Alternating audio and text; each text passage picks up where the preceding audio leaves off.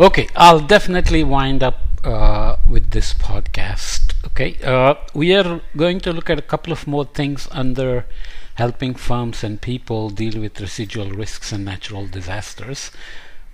Here in terms of toolbox, we are looking at assessing the benefits of higher resilience and designing resilience building instruments, right? It's always about cost and benefit. So what are the benefits of spending on increasing resilience and resilience building instruments?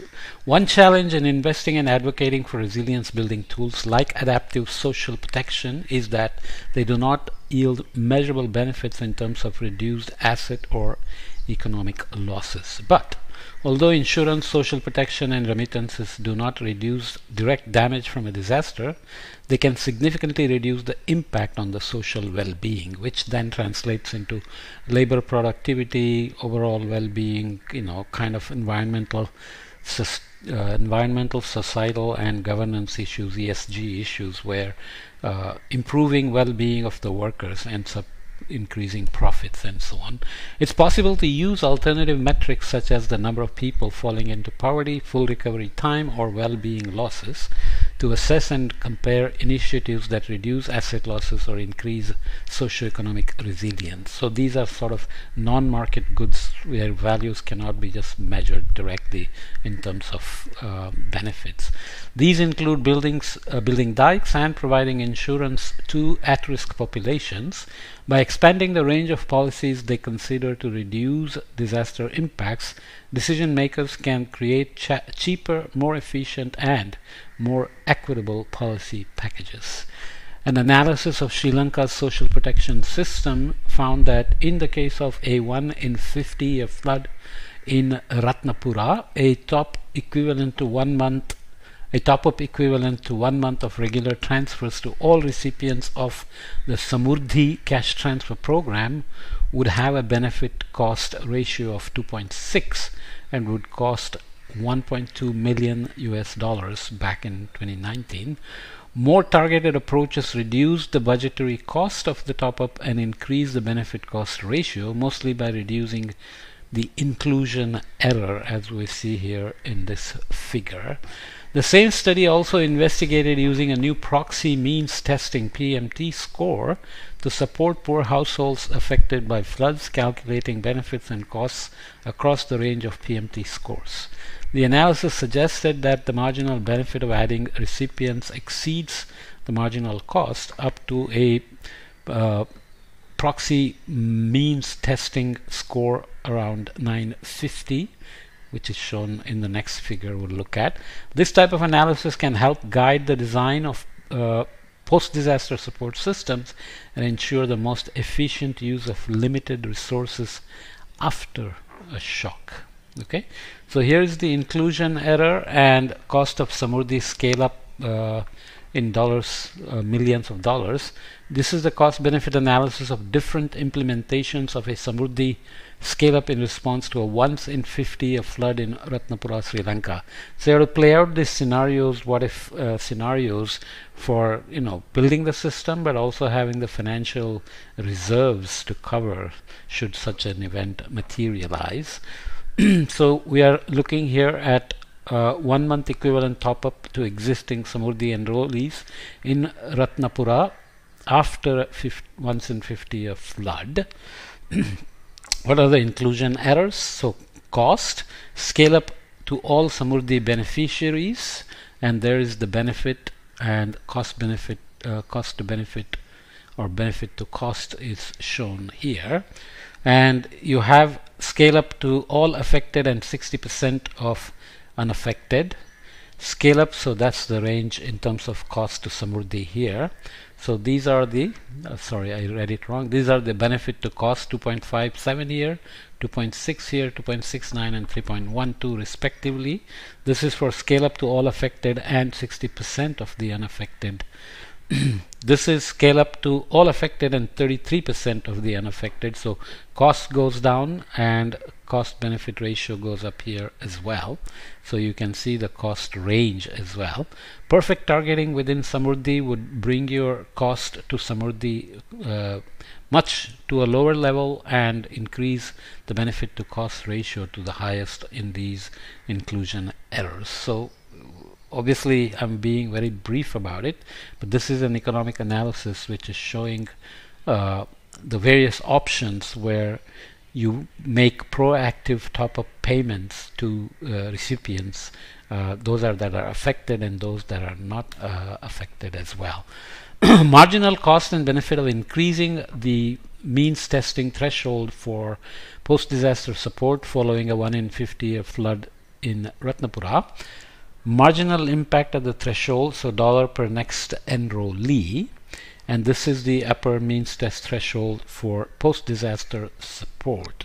So marginal impact threshold drops as the upper PMT threshold for disaster support increases. So poorest quintile and second, third, fourth quintile are here, and the cost of post-disaster management, post-disaster support is here in terms of marginal impact, where you fall below once you cross the upper PMT threshold of 950, and then there is a lot of scatter all the way down here below 0. So this is the wealthiest quintile here. So 50-year precipitation flood in Ratnapura Samurdhi to affect 50-year precipitation flood in Ratnapura Samurdhi to affect 1 month perfect targeting. That's the kind of idea here. So you can read this original paper and some description, which is not much in this particular report. So you'll have to go back to the original paper to understand how these are done. When you do this, there are always assumptions involved, but they are scenarios, narratives, storylines, as you may want to call it, and they are helpful for planning and policy making as well. Action 3.5, coming back to actions, help firms develop business continuity plans and financial preparedness. So taking action here, sample targets and indicators include fraction of firms with business continuity plans or disaster insurance coverage, number of area-based business continuity plans, and this is the last, let me finish this one. Resilient recovery and reconstruction plans ready for implementation with revised land use and standards. Pre-approved contracts for emergency interventions such as debris removal or reconstruction such as road repairs or bridges or train tracks, bus lines, whatever, that they are approved with enhanced standards. So I hope that, yeah. So let me come back here. Business continuity plans usually include operational recommendations on how to proceed if critical supplies cannot be procured. For example, a typhoon in Philippines affects supply of coconuts and coconut products throughout the world, and quantification of the impact on GDP is possible as well. But for people and firms, the business continuity plans should include these sorts of things if critical supplies cannot be procured.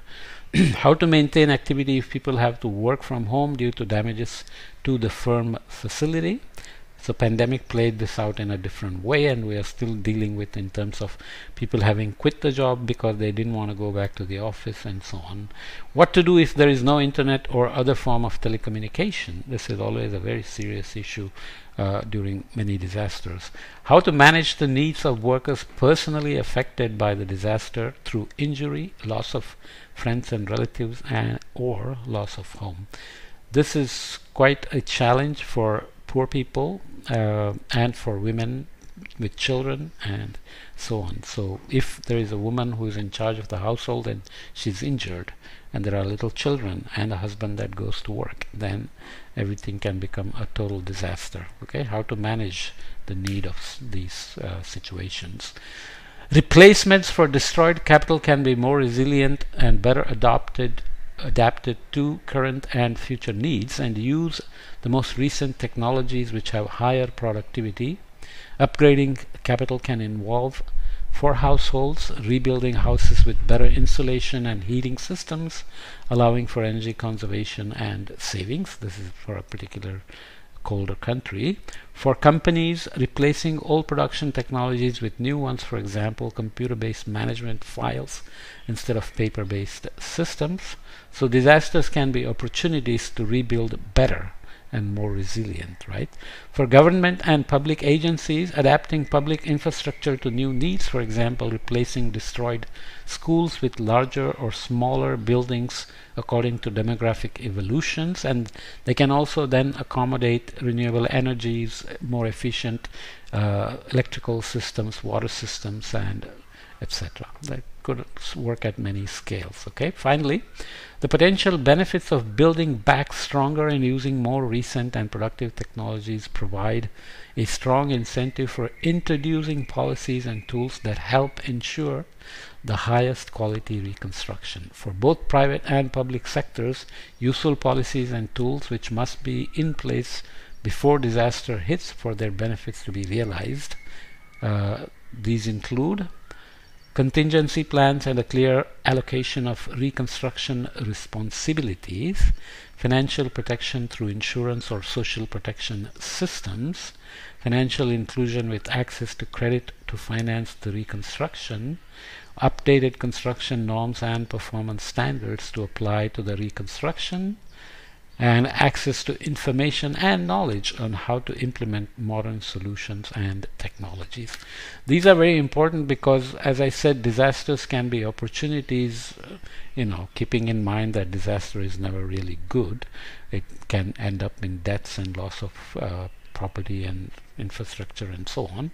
But marketing people know this well. For example, if you are moving or if you're buying a new house, then they will try to load you up with new furniture, new refrigerator, new gardening system, etc. because when one change is being made, multiple changes can be incentivized by salespeople, and they really cash in on this.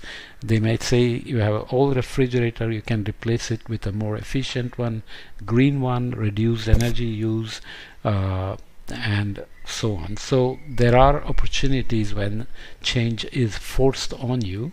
So building better for the future based on disasters is something that has to happen because disasters are here and unavoidable. So that's a part of adaptation as well. Okay, this finishes this section, and then we'll move on to the next section in the next set of podcasts. Okay.